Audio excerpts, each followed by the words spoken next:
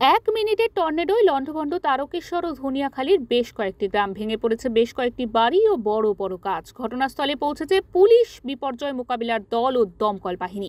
স্থানীয় সূত্রে জানা গিয়েছে, একটি ঘূর্ণিঝড় লক্ষ্য করা যায় তারকেশ্বরের দামোদর সংলগ্ন জিয়ারা গ্রামে। তারকেশ্বরের জিয়ারা গ্রাম থেকে শুরু হয় ঘূর্ণিঝড়।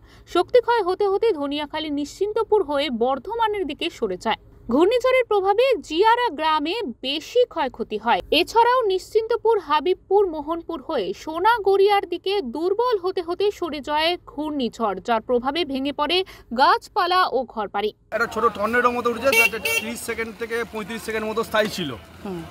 তো আমি একটু দূরে ছিলাম, আমার বাড়ি এখানেই লোকালে। আমি একটু দূরে ছিলাম, আমি দূর থেকে দেখছিলাম যে কিছু একটা ঘটনা ঘটছে এখানে। তো আমার বাড়ি থেকে ফোন করা হয় যে এখানে বিশাল একটা ঝড় হয়েছে, আমাকে তাদের বাড়িতে আসতে বলা হয়। আমি বাড়িতে এসে দেখি এখানে গাছপালা সব ভেঙে তছনছ হয়ে আছে এবং একটা নির্দিষ্ট জায়গা দিয়ে ঝড়টা গেছে। এখানে একটা বড় তেঁতুল গাছ ছিল ওই সামনেটা ডান দিকটায়, পুরো যে তেঁতুল গাছটা আমরা হয়তো 3জন কি 4জন মিলে ধরতে পারবো না, তেঁতুল গাছটা পুরো উপরে দিয়েছে।